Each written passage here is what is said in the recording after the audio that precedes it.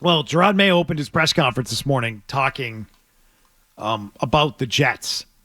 Spent a lot of time talking about the Jets, which, again, for all the things that Jerod Mayo has done to try and not be Bill Belichick, this is ripping a page out of Bill Belichick's book, which is you open the Friday press conference talking about the opponent and how good they are and how great they're going to be on Sunday and how tough it's going to be to play against them.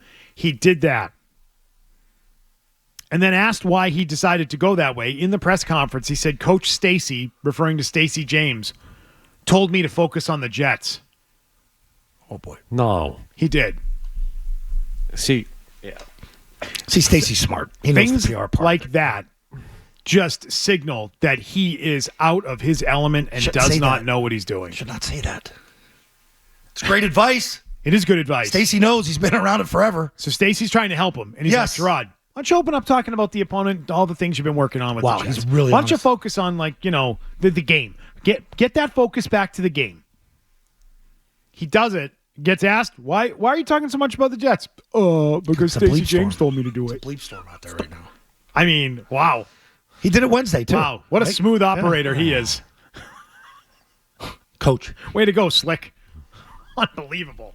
I mean. See, Stacey knows. He's trying to help him. Yeah, Stacey's been working in the game for 4 decades. Yeah, he knows what he's doing. Yeah, he knows what he's doing. That's one thing he should have really learned from Bill. To direct the attention elsewhere. The great communicator, Jerod Mayo, your head coach. It's week 8, by the way. I mean, to say that it's off the table that he's not. I don't think he's qualified to be a head coach. No, he isn't. He's proving so what do you do? He's proving it. You would fire him. Yes, I'd fire him. Yeah, I would. It's going to suck. It's a hard Band-Aid to rip off. It's That's hard it's a guy they like a lot personally, which I totally understand why they love him personally. And it's going to hurt because they're going to be partially responsible for doing this to him, for putting him in a job that he shouldn't have been in yet. He wasn't ready for. I think they're very responsible. Not just the job, but like you said earlier, the situation. This was not supposed to be the team that he was inheriting either. No, it wasn't. And this is going to leave a bad mark on his resume, his coaching resume. But you know what? He's going to go home with a big pile of cash because there are guaranteed years on that contract, and it's going to cost him a lot of money to do it. But I'm telling you, the cost of doing it and maybe starting over again is probably going to be worth it. Because you know what? They could be in this spot again next year in the same exact position. I know you're as a fan, you're always sort of wired to think there's progress and you're going to get better and there's going to be better players and they're going to go through the draft and get better players and they're going to go through free agency and get better players. I think that's how we're all wired in every sport. You always think your team, when they're at their bad points, is going to be better next year. Oh, this is going to get better next year. It may not get better. And I would just hate to think that next year at this time we're talking about a team that is 2-5 or 1-6, and oh my God, are they going to be able to climb their way out of it? And holy crap, they're wasting Drake May. It's year 2, and they've done nothing, haven't been able to really improve their team to a point where it's good.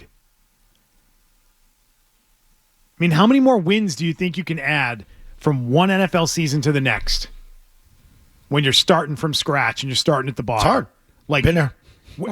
You're really good if you add like 5 or 6. Yeah. You're incredible if you add 5 or 6.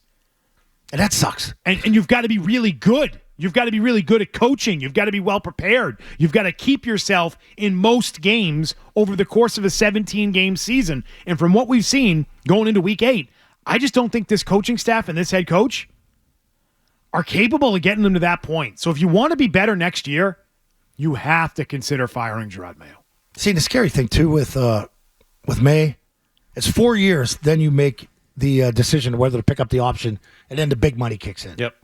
You're going to miss the window of having him at that low number. Same thing with Mac. Like, this potentially could be heading like Mac, but he's such a better player. They can't screw this kid up. He needs consistency. Like, if you're going to bring in a new guy, make sure it's West Coast. An expert at it. I don't even know if I should criticize the line coach. Because he's coaching what he's handed. Remember a year ago was what? Adrian Clem had it out with the front office about the tackles. He was pissed off about, like, I can't do anything with this. And it feels worse this year, the tackle position. Just wait for pick number 2 or 3 and get that tackle? One guy? Or are you going to trade it back and get a bunch of guys? But you better hit on them. So we'll be right back here if you don't. We're right back here. 1 and you know what? 8, 9. I don't want that. I wasn't even mad after the last 2 games. It was weird. Because you saw Drake May play against the Texans. That's the acceptance. That's the acceptance stage right I was there. so upset after Miami. Like, that was rock bottom for me. As someone following the team, covering the team, loving the team, calling the games. And then, like, I'm excited to watch Drake May. You ready for football, Zoe, on Sunday? Yeah, I want to see Drake May play.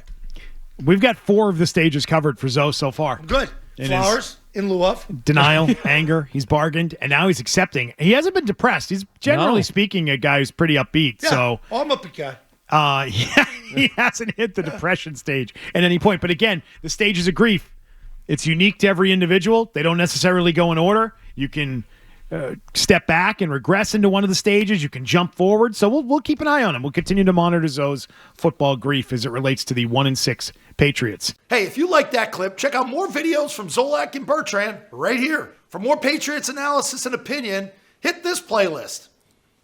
And for all the latest from the Sports Hub, download the app at 985thesportshub.com.